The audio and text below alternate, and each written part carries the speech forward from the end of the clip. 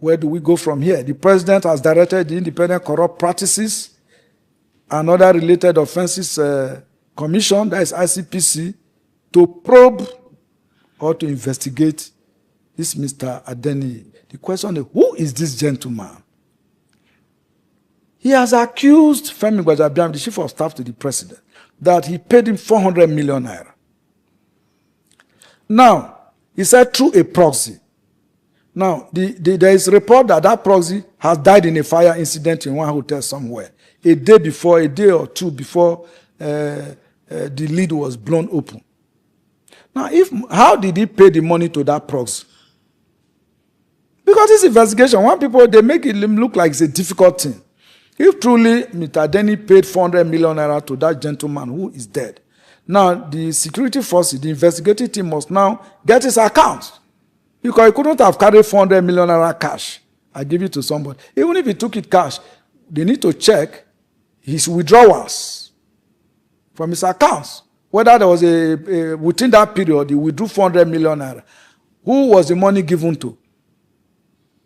The banks, if it is transferred, which account was it transferred to? Who are the owners of those accounts? They can also monitor the telephone communication of that dead man. Monitor the telephone communication of this Mr. Adeniyi over a period of time and know who he has been communicating with. That way we'll get to the truth. This matter cannot be swept under the carpet. Heads must rule. Heads, I say, must rule, because Nigeria is too big for this game. The country belongs to all of us. Politicians should not think that because you are elected, then you can lord it over the people. This is a wake-up call on all Nigerians. Wake up! The fact that you are not affected today does not mean you are immune tomorrow. It is time to take our destiny in our own hands. And the way to do that is to ensure that we have a plural, transparent, free democratic process where we can freely choose our leaders. Leaders that you know, that you can send there, whether as a governor, as a legislator, as a councillor, anybody. And then you must have the power. Once the person is not doing what he or she is supposed to do, Nigerians must have the courage, the ability, the capacity to mobilize, to organize, and remove that person from that position. Look how the South Africans organized to take back their country. People are blaming the South Africans. Yes, we blame them because we invested in their freedom, in their liberation from apartheid. But look at how they were able to mobilize across cities, Pretoria, Johannesburg, Gauteng, everywhere across South Africa, mobilize in thousands to take back their country from people they tag as illegal migrants. That is how a country, that is how citizens, build consciousness, to take control of their country. But here in Nigeria, once there's an issue of common interest to all of us, people will be preaching religion, preaching ethnicity. As long as we are divided as a people, so long are we going to remain in perpetual slavery and poverty. What do you make of President Tinubu still allowing some of those fingered in this scandal to remain in office? What are your expectations about the outcome of this investigation? Well, it's a delicate rope to walk as president. Because, okay, assuming Bajabiamila is also innocent, assuming the secretary to the federal government is innocent, assuming that these documents were actually forged by this gentleman, and then you force them to resign, ridicule them, even if you recall them after investigation, would they be happy to put in their best? So that's why I say it's a delicate rope to walk by Mr. President. I'm not an emotional person when it comes to taking certain critical decisions. At this point, the chief of staff and the secretary to government are presumed innocent until they are proven guilty. But whether the ICPC will be able to conduct an impartial investigation is a different conversation. But I want to believe, because we have very weak institutions in this country, whether it's, yes, the EFCC is doing quite well lately. I do not know about the ICPC. The Department of State Services, fantastic. They are doing very well, very, very well. But there are those who still carpet them for. Yes, they carpet them, but overall, if you calculate their aggregate performance, honestly, against what DSS used to be, you will say that there is a remarkable improvement in what they are doing. At least they arrest people now, take them to court, charge them, pay people compensation if you are wrongly detained or arrested. I mean, that is complying with democratic practices. So for me, I think the president hurriedly suspending or removing his principal officers from office. Of course, don't also forget to affect the performance of government duties. But if they are found guilty one way or the other, I think the president must not waste time, not only to remove them, but have them prosecuted for embarrassing the country. But Adeyemi himself has said that, one, that his life is in danger, and two, that he does not believe he will have fair hearing of justice with ICPC, since ICPC reports to the government, and those he allegedly fingered are also working for the presidency. So how do we reconcile this? Well, he's going to court. All he needs to, he can ask for protection. The state should protect her there, because people are also watching. People are watching. If anything happens to that gentleman, then it will be obvious. You understand? It will be obvious that there is hand of government in all of this, in everything that has happened. So by now, I expect the DSS, the police, to provide protection, take him to court, and when he appears in court, let him open the Pandora box. If he has evidence, he should come with his evidence, because he who alleges must prove. All right. At this point, I don't want to join the bandwagon by calling for the head of Bajabiamila or anybody. He has the opportunity. That's why we have the courts. Some judges are very courageous in this country, all right? If you bring that gentleman before a judge who is courageous, the judge, based on, on submissions and motions filed, whether by the prosecution and the defense counsel, the judge will be able to arrive at, a reasonable conclusion as to the level of involvement of any individual that is mentioned in this matter. So the good thing is that he is going to court. So it's not enough. Why was he hiding in the first place? Because he has been evasive. He has not hiding for his life. If the principal witness is dead, so he's hiding for his life. Now the question is, if the principal witness is dead, why didn't he raise the alarm that time? Why did he wait for the Ministry of Foreign Affairs to blow the whistle about his, as soon as the principal witness is dead, that should have sounded an alarm bell in his head that if anything happens, this is the gentleman who I can call, because he said he used him as an intermediary, to get his appointment later. At that point, there was no basis, because the coast was still clear. Everybody was still eating on the same table. So there was no need to shout. It was only when things went wrong that he said, well, my key witness is gone. Okay, fine. Now, if that is, let us assume that is the position, that is the situation. My own assumption here is that he could have called a press conference, because everybody must die. He also did. He called a press conference. Yes, and then provide the evidence. Because you may not have another chance.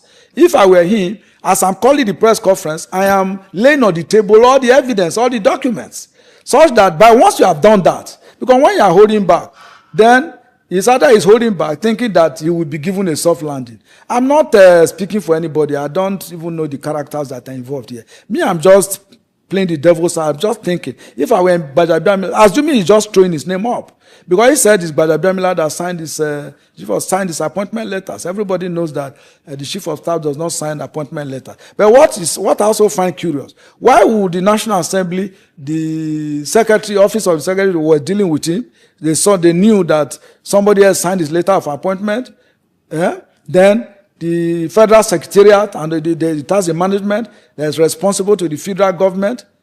Why is everybody saying that his letter of appointment is signed by a different person, an irregular signature, and then they are still dealing with him?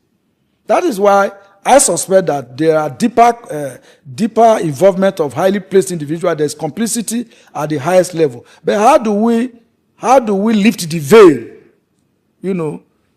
to see the faces of these people? Because there are many cases like that. Let me tell you, my brother, there are many cases like that when Nigerians are being shortchanged on a daily basis. Unless we're able to unbundle this huge scam, this huge cabal who are running a big scam Nigeria is a huge criminal enterprise where people, some persons in government, feed fat by doing nothing and just juggling figures, forging signatures and forging documents with the connivance of people that are highly placed and fleecing the patrimony of all of us. There are many people like that. And this is a time for soul searching. This is a time for sober reflection for government itself. That's if the government is serious to look inwards and do an internal audit, conduct an internal audit of what is happening within government institutions. Who is playing what role? Because we also have appraisal, that's appraisal performance, evaluation of key government functionaries. Who is doing what? What role are individuals playing? At what time were you employed to play this role? What is the level of your performance output? Questions have to be asked so that in the course of doing this personnel or resource audit, one might unveil a whole lot of things. There are individuals, there are processes in the system that does not add up and that is leading to leakages from the system. And these leakages is making Nigeria to hemorrhage financially and impacting everybody, impacting the quality of life that Nigerians are living. So this is an investigation that Nigerians are interested in, but my worry and fear is that, like very many investigations, it is going to be shrouded in secrecy, in opaqueness. The more you look, the less you see. And at the end of the day, they will say they are releasing a white paper and nobody will get to hear anything after. But if that happens, people like us will not keep quiet. Let me play the devil's advocate. If you are the president and the commander-in-chief and you have your chief of staff having this allegation hanging on his head, will you still allow him to remain in office? Well, I might suspend some key duties that is handling, but I may not remove him completely from office. Like I said earlier, if he's innocent, what do we do? But for the sake of, because of the issues that Adeni has raised, that his life is in danger, I would think that at this point, the president can suspend Bajabiamila from office, suspend anybody that he mentions without removing them outrightly, put them on suspension. I think he has told the ICPC to conduct their investigation, I think within a month or so. And so once they turn in their report, the president evaluates the report that was turned in. If their suspension is not removal, then you can, if they are free, you recall them. But as it is, for these individuals to remain in office, against the backdrop of the fear that is being expressed by Mr. Denny, because they can use the instrument of their offices, to cause harm. So in the light of that, they may be stripped of the powers to, to access those official instruments that can cause harm to him. They also put them in some kind of official watch to know what they are doing and what they are not doing at any given time, while protecting the main soldiers. That's for a serious government. Yes, for a serious government. I doubt, because right now I don't see President Tinubu doing that. I don't see him doing that. From one trouble to another, this is not the best of times for the chief of staff to the president, because there is another allegation that has surfaced, still involving him, and these allegations claim that he unlawfully diverted 54 billion in oil and gas royalties from the Nigerian Upstream Petroleum Regulatory Commission. What are your thoughts on this latest situation? I just hope that Femi Gbajabiamila is not becoming the proverbial tortoise that is always mentioned in every story. Because if all kinds of allegations that comes up, his name is present in these allegations, then there must be something fishy about his personality. Don't forget, Bajabiamila was Speaker of the House of Representatives for about 4 years. 4 years, yes. And before he got appointed as Chief of Staff by the President. That's a very sensitive office he's holding. And as a former Speaker of the Federal House of Representatives, that was also a very sensitive office. Now, if every allegation, his name pops up as a major actor, that again presents some worry. I do not have the facts. I have not seen the report. I do not know who is making this allegation. But again, that was why I proposed earlier that it is time to suspend him from office and actually conduct a detailed investigation of his person, of the period he has held office as chief of staff to the president. Perhaps if that inquiry is made, if that investigation is conducted, it could unravel some things about him that will help the president to reach a conclusive decision. Now, we cannot have a controversial person, holding such a sensitive office. He has to be very careful to clear himself, to remove himself from individuals that are controversial in nature, that will always rope him in. Except if he himself, his hands are not clean. But if he thinks his hands are clean, it is time for him to also come clean in public space.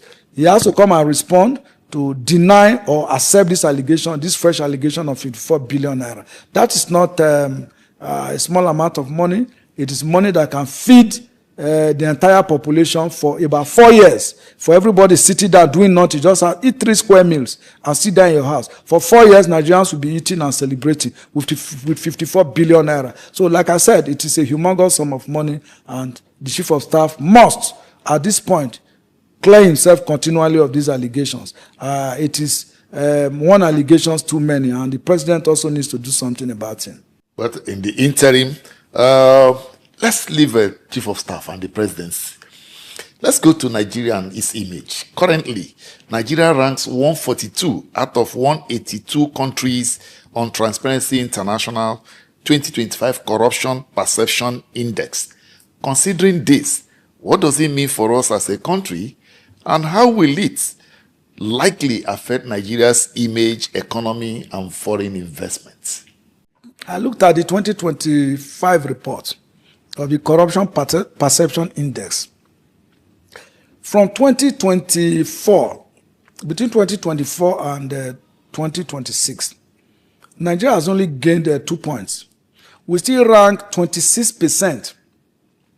If you are looking at the marginal score 0 to 100, so Nigeria is hovering, currently 26% if you read that report.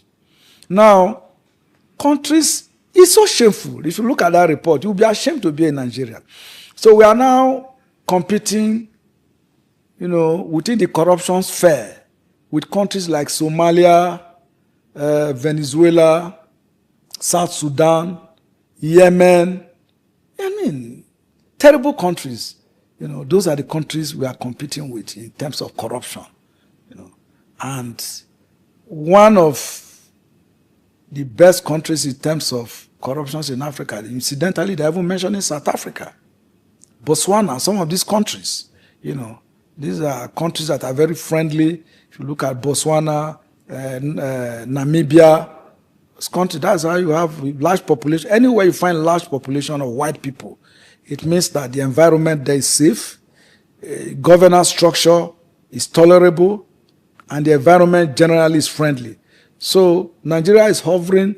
We keep battling the issues of corruption. Now, any country that is riddled with corruption, you cannot divorce that from insecurity.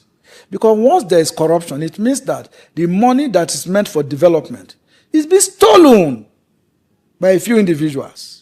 Who are these individuals stealing our common patrimony? That is a question for governments to answer. Because it's not me and you that are stealing the money. The money that's accruable from our vast oil and gas resources, from the huge mineral deposits across the country. Because nobody's even talking about the Federal Ministry of Mineral Resources. One of the biggest lithium factory in Africa is currently operating in Nasarawa State. Nobody's looking at it. Do you know what lithium is? Do you know billions of dollars that countries earn from the export of lithium? We have that in abundance in Nigeria. We have bauxite, we have iron ore, we have magnesium, we have zinc. Name it. We have everything in this country. God has blessed us. But yet, we have individuals who have sworn to steal more than they need. What do they need this money for? So, the Corruption Perception Index focuses on 180 countries. So out of these 180 countries, Nigeria is about 146. You look at that report. So we always hover between 144, 145, 146. 144, 145. No progress is made. So we take two steps, we take one step forward, two steps backward in the global corruption perception index. Now, curiously, you have the president flying around the world, encouraging people, pleading with foreigners to come and invest in Nigeria. Now, if you are an investor, will you take your money to, because investors read these reports. When they read a report like this, would they be encouraged to bring their money here so that it will be stolen, it will be misappropriated? And then you now have a judicial system that is not completely reliable. Because when you come and invest in a country, when you bring your funds to a country, and there is a problem, where you approach is the courts. Now, if the courts are also compromised by the institutions of the state, it means you are not likely going to get justice. That will make you, discourage you from investing in that kind of environment. So we have a lot of work to do. The government has a lot of work to do. Nigerians really, as we speak, we are helpless. Nigerians are not in government. They are not included in the governance structure, the governance system. Nigerians are not being carried along. It is when things go awry, government just issue a statement, casually informing the people, this is what has happened, this is what has happened, and they stop there. But with regards to the income that we earn as a country on a monthly basis, under the former administration of Olusegun Obasanjo, when Ngozi Okonjo-Iweala, Dr. Ngozi Okonjo-Iweala was Minister of Finance and Coordinating Minister of the Economy, we're having a monthly publication of income and expenditures. What goes to the states, everybody could see. What goes to the local government, with regards to FAC allocation, we could see. But since Obasanjo left power, I think former President Goodluck Jonathan also did that for a while. But that has been thrown into the dustbin now. Nigerians no longer matter. You don't deserve to know. You can't even trace government spending. You can't. In the budget office, the thing has been suspended. And then the budget is suffering below 30% performance. So where are all the money is going into? That is the question. And we are borrowing so much money, billions of dollars. The other day we were looking for $1.5 billion from the World Bank. What are we doing with these humongous sums of money? That is a big question. And that is, now let me make this point. Because I think that the ruling political elites are still thinking that it's going to be business as usual next year. Maybe it will, I don't know. Because some Nigerians still appear to be very gullible. Because if you look at the off-cycle elections, people were still collecting 3,000-5,000 naira to go and vote. We will not stop talking as the conscience of society. We will not stop talking. We will not stop conscientizing and educating the citizenry about their fundamental rights to governance. How you can elect the kind of people that will give you peace of mind. Because if you take money from politicians, take 3,000, 5,000 from them, and you put them in power, then you have lost the moral right to question them if they misbehave in office. So the point I'm making is that the elections next year are going to be dictated by the common issues affecting Nigerians now. Insecurity, poverty, hunger, all right? Fear, fuel, house rents, lack of access to quality health care, all the basic issues that other countries, serious countries, have taken for granted. That's why you have so many people running to the churches to go and pray for miracle, running to the mosque and align their heads and their brains to be brainwashed by religious leaders who, as we speak with what is happening in this country, what are the voices of these religious leaders who yesterday were crying from the rooftop that the Jonathan government was bad, it was clueless, it was this and that? Where are these religious leaders? They've all walked away with their tails tucked in. So shameless and shamefully, some of them are even shamefully defending the current order of things, where what is happening before all of us is visible to the blind and audible to the deaf.